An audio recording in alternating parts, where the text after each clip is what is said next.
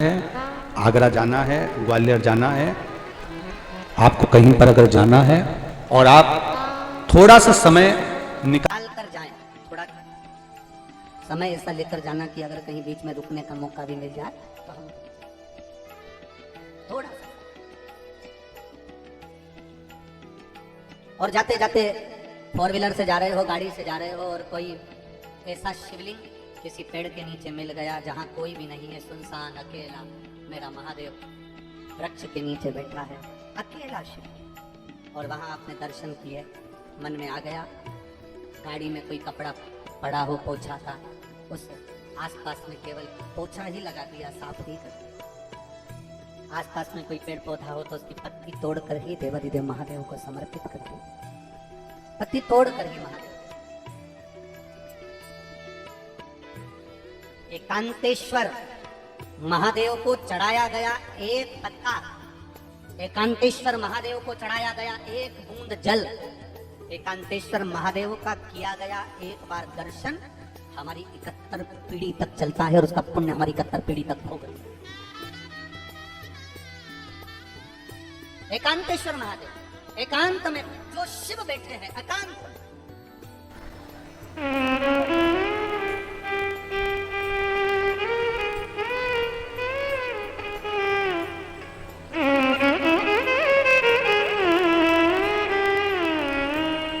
कभी आपके जीवन में ऐसा योग लगे, कभी आपके जीवन में ऐसा क्रम आए, कभी आपके जीवन में ऐसा क्रम लगे, ऐसा योग लगे तो आप उसका स्मरण करिएगा। जा रहे हो, हम ये अलग से नहीं कहेंगे आपको कि आप अलग से कहीं एकांतेश्वर महादेव को ढूंढो, हम ये नहीं कहेंगे कभी भी कि आप कहीं एकांत में महादेव हो तो वहां जाकर बैठो, नहीं, आपके चलते चलते में, आपके चलते चलते स्मरण में आप अपना काम करते रहो, अपना कर्म करते रहो, अपना काम में लगे रहो, अपने स्मरण में लगे रहो और उसके बीच में आप कर्म करते रहो, उसके बीच में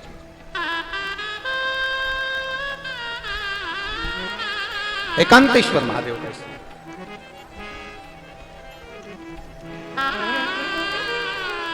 शिव कथा कहती है, हम तो यहां तक कहेंगे, अगर मेरी बहनों से, मेरे भाइयों से निवेदन है, जिसका बच्चा मंदबुद्धि हो,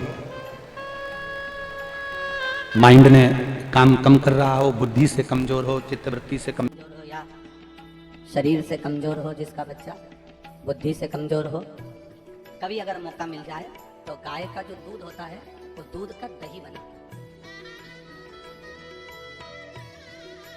थोड़ा सा दही का निर्माण करके कहीं एकांत का शिवलिंग अगर आपको कहीं दिख जाए, एकांत अकेला बैठा है मेरा देवाधिदेव महादेव, तो एकांतेश्वर महादेव पर 5 बेलपत्र पहले समर्पित करें, फिर जो दही आप बनाकर लेकर गए हैं वो एकांतेश्वर महादेव को समर्पित करें, उस बेलपत्र को और उस दही को वापिस शिवलिंग पे से उठाकर डब्बे में या कटोरी में लेकर आए, शिवलिंग का अच्छे से स्नान कराकर, चंदन पूजन कर दही लेकर आ जाए, और जो दही लेकर आए हो, जो बुद्धि से कमजोर व्यक्ति है, अगर बन सके प्रदोष के दिन कर लोगे तो ज्यादा लाभदायक हो, सोमवार के अष्टमी को कर लोगे तो ज्यादा लाभदायक हो, या 12 महीने हर महीने शिवरात्रि आती है, कोई सी भी शिवरात्रि पर करोगे तो ज्यादा लाभदायक होगा।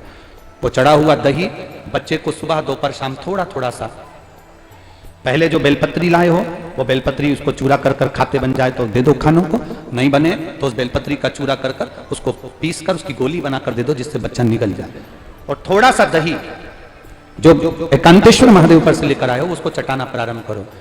3 या 4 बार प्रदोष पर कर लिया या 2-4 आपने महीने की शिवरात्रि पर कर लिया, बच्चे में जो विकास होगा आपको भी लगेगा कि मेरा बच्चा धीरे धीरे प्रबल होता जा रहा है, अब वो धीरे धीरे उसके मुंह से अगर राल टपक रही है, पलंग पर पड़ा रहता है और मंद बुद्धि टाइप का है तो उसमें अंतर आना प्रारंभ होता है, फल मिलता जरूर है।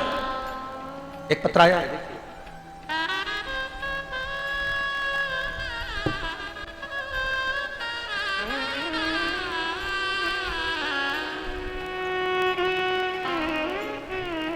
शंभो शरण पड़ी मांगो घड़ी घड़ी, दुख काटो दया करी दर्शन। मेरा नाम संगीता है, मैं जिला इटावा जसवंत नगर की रहने वाली हूं।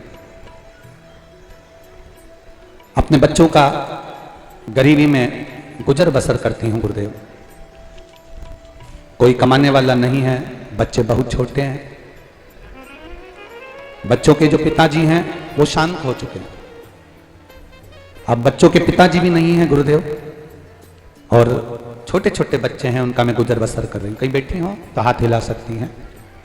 मेरा नाम संगीता है और मैं जिला इटावा जसवंत नगर की रहने वाली हूँ। कहीं बैठी हो तो अपना हाथ हिला सकती हैं। कहीं बैठी हो तो हाथ हिला सकती हैं।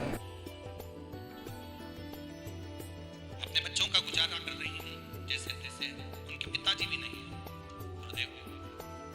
शिव जी पे चढ़ी हुई बेलपत्र और शंकर जी के चढ़े हुए जल का मैं क्या बढ़ूं। पिताजी शांत हो गए, मेरे बच्चादानी में गठान हो गया। बच्चादानी में गठान हुई तो डॉक्टरों को जांच करवाया। गठान के अंदर से कुछ पानी निकाल कर जब जांच पर भेजा तो मुझे कैंसर बता दिया। अब पिता भी नहीं और कैंसर मुझे बता दिया। इतना पैसा भी नहीं कि हम इलाज करवा सके।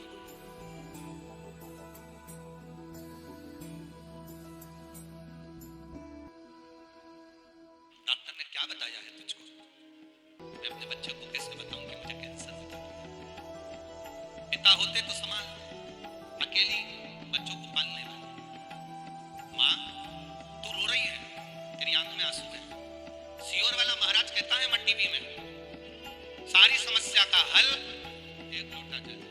माँ, तू मत रो, कल से मैं शंकर जी के मंदिर जाऊंगा, तेरे लिए जल चढ़ाऊंगा, बेलपत्र लाऊंगा, तुझे दूंगा। बस 3-4 दिन हम जब जांच कराते रहे तो मेरे मुंह से खून निकलना प्रारंभ हो गया, नाक में से खून बहना चालू हो गया। कैंसर 4th स्टेज का डॉक्टर कह दिए थे। मुंह से भी खून आ रहा था, नाक से भी खून आ रहा था। मेरे बच्चे मेरा मुंह पोंछ रहे थे। हमने डॉक्टर से कहा, डॉक्टर साहब इतना पैसा तो नहीं है कि हम कैंसर का इलाज करवाएं, पर बाबा चाहेगा तो सब अच्छा करेगा। हम घर आ गए दवाई लेकर। मेरे बच्चे ने, एक बच्चे ने पशुपति व्रत कर लिया, आटा सेकते हुए हाथ जला लिया, हलवा बनाते। बाबा का हलवा बनाया, पशुपति व्रत करा। एक बच्चा मंदिर जाता, जल लाता, बेलपत्र लेता। मैं बाबा का क्या गुणगान करूं गुरुदेव? शिव शिव है। मेरे बच्चे बस एक ही बात कहते हैं, सियोर वाला महाराज कहता है ना माँ, वो व्यासपीठ से शिव को याद करता है। माँ, संकट आता है तो चिंता न कर, तेरे मुंह में से खून निकलना बंद होगा, तेरी नाक में से खून निकलना बंद होगा। गुरुदेव, बेलपत्री खाई, जल पिया, पशुपतिनाथ का मेरे बच्चे ने दूसरा व्रत करा। हम जांच कराने के लिए वापस हॉस्पिटल गए, फिर वापस पानी निकाला गया, फिर भेजा गया। अगली रिपोर्ट नॉर्मल आ गई, कैंसर समाप्त। कहीं आई है क्या? कहीं आई हो तो हाथ हिला सकते हैं। आई है? टीवी वालों को दिख रहा है?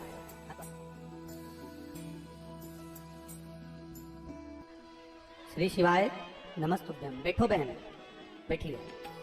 मेरा कैंसर समाप्त हो।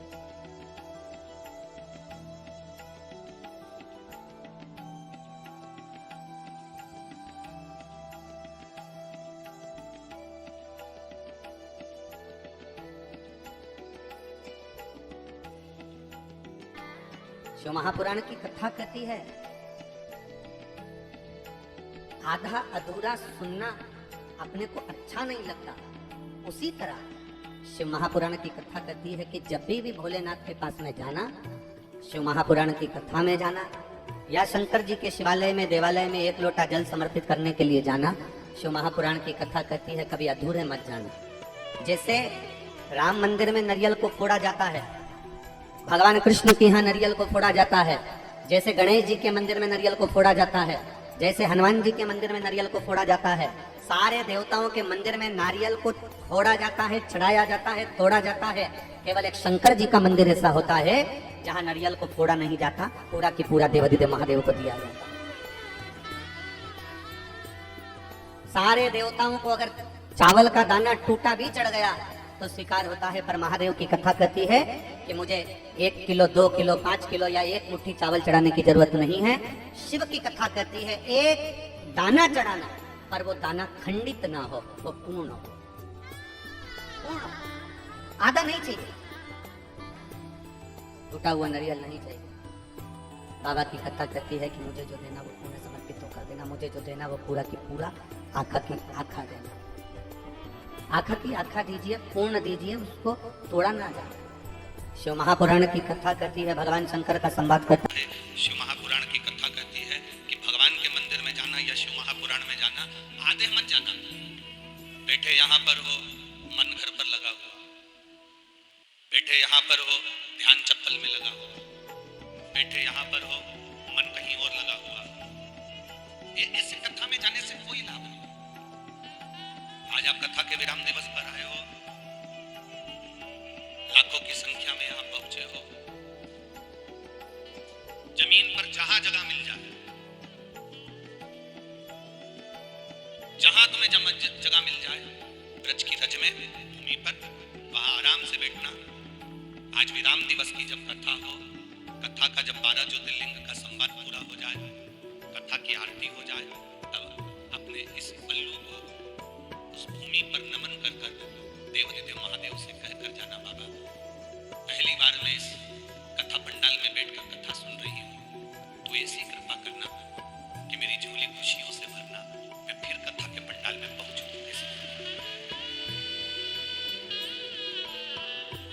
उससे विनय करना, जहां जगह मिले वहां बैठकर उससे प्रार्थना करना दिल से।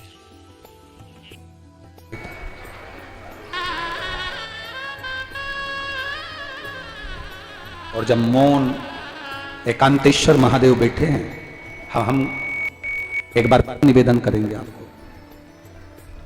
मान लो किसी को आपने रुपया दिया, पैसा दिया, कोई व्यापार में आपने पैसा लगाया, कोई किसी व्यक्ति को दिया और वो व्यक्ति उस पैसे को वापस नहीं कर रहा, लौटा नहीं रहा।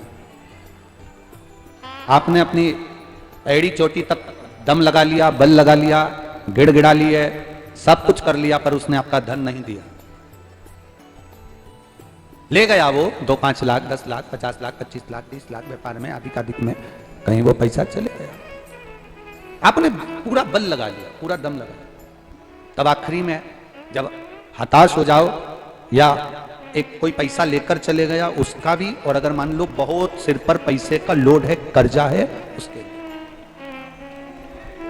अगर मान लो सिर पर कर्जा भी बहुत ज्यादा है, कोई पैसा आपका किसी को देना है और वो बहुत परेशान कर रहा है, धन दीजिए, हमारा पैसा दीजिए, हमारा पैसा दीजिए, हमारा पैसा दीजिए, तो ये दोनों के लिए सर्वश्रेष्ठ, एक पैसा गया हुआ भी वापस बुलाने के लिए भी, और एक अपना स्वयं का कर्जा चुकाने के लिए, दोनों के लिए। महाराज पंच बेलपत्र, पंच श्वेत पुष्प, मतलब 5 बेलपत्र और 5 सफेद पुष्प, श्वेत पुष्प,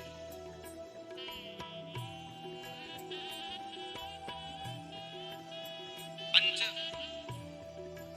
हरात्रि अक्षत, मतलब 5 चावल के दाने हल्दी में भींगे हुए, पंच बेलपत्र, पंच पुष्प और 5 हल्दी में भींगे हुए अक्षत के दाने। एकांतेश्वर महादेव, एकांत में कोई शिवलिंग हो तो, और अगर एकांत में शिवलिंग ना मिले और कोई शिवरात्रि आपके मध्य में आ रही हो, महाराज हर महीने शिवरात्रि आती है और महीने की शिवरात्रि पड़ रही हो और आपको एकांतेश्वर शिवलिंग भी नहीं मिल रहा, एकांत का कोई शिवलिंग नहीं मिल रहा, तो एकांत में कहीं जाकर एकांत के अंदर किसी मिट्टी का ही शिवलिंग का निर्माण कर ये 5 बेलपत्र, 5 श्वेत पुष्प, 5 हल्दी के चावल बाबा को अभिषेक पूजन करने के बाद धीरे धीरे समर्पित। क्रम क्या है? पहले हल्दी का चावल चढ़ेगा, फिर श्वेत पुष्प चढ़ेगा, उसके बाद फिर बेलपत्र। 5 एक साथ नहीं चढ़ेगा, हल्दी का चावल भी चढ़ेगा तो एक एक कर चढ़ेगा, और श्वेत पुष्प भी चढ़ेगा तो एक एक कर चढ़ेगा, और बेलपत्र भी चढ़ेगी तो एक एक कर चढ़ेगा। और जिससे हमें धन लेना है, जो लेकर चला गया नहीं लाकर दे रहा, जो नहीं लाकर दे रहा, जिससे हमें धन लेना है, पैसा लेना है, वो नहीं दे रहा, उसका स्मरण कर कितना है, क्या है, आप बाबा से प्रार्थना करें। जब हल्दी का चावल चढ़ाए तब आप श्वेत पुष्प समर्पित करें, तब और बेलपत्र समर्पित, या हमारे माथे पर कर्जा है वो चूके, उसके लिए भी आप बाबा से प्रार्थना करें। एक छत, एक पुष्प, एक बेलपत्र अपने झोली में बांध कर लाएं। बाकी का अगर आप एकांतेश्वर महादेव पर कर रहे हैं तो वैसा की वैसे ही रहें। और अगर शिवलिंग बनाकर पूजन कर रहे हैं पार्थिव, तो उस शिवलिंग का थोड़ी देर बाद विसर्जन भी करें। अगर पार्थिव शिवलिंग बनाकर कर रहे हैं एकांत में, एकांतेश्वर महादेव का शिवलिंग का निर्माण कर रहे हैं, तो फिर उसका विसर्जन करें।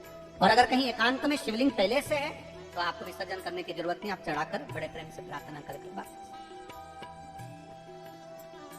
एकांतेश्वर शिवलिंग एक ऐसा होता है जो हमको बहुत सुख का अनुभव कराता है, बहुत सुख। हम तो यहाँ तक कहेंगे जिसकी रीढ़ की हड्डी में गेपा जाए, घुटने में गेपा जाए, डॉक्टर ऑपरेशन का बोले, उससे पहले भी एकांतेश्वर का पूजन जरूर, उसका फल मिले।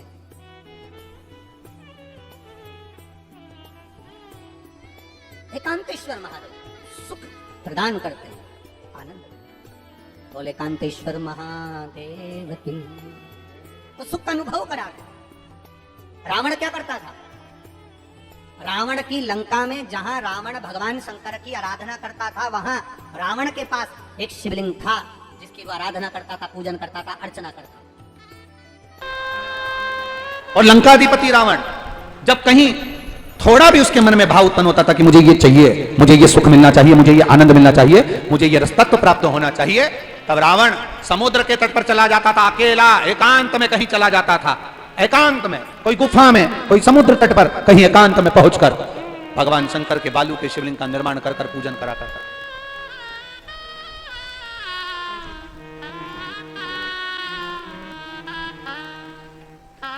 कोई कहता है गुरुजी भगवान राम जी ने रामेश्वर धाम की स्थापना करी, क्या राम जी ने और भी शिवलिंग की स्थापना करी? हम कहते हैं एक बार प्रयास करना। राम पथगमन भारत की सरकार द्वारा बनाया गया है। राम पथगमन जब भारत की सरकार द्वारा बनाया जा रहा है तो एक बार प्रयास करना कि राम पथगमन पर तुम अपनी गाड़ी लेकर जाना, जहां जहां से राम पैदल वन से घूमते हुए लंका तक गए हैं, उस राम पथगमन रास्ते पर तुम जाकर देखना, जितने राम जी के मंदिर नहीं मिलेंगे उससे ज्यादा भोलेनाथ के मंदिर मिलेंगे। राम जहां रुकते थे वहां इतनी सरलता में मिलती नहीं, सब मिल सकता है, पर शिव महापुराण की कथा इतनी सरलता में।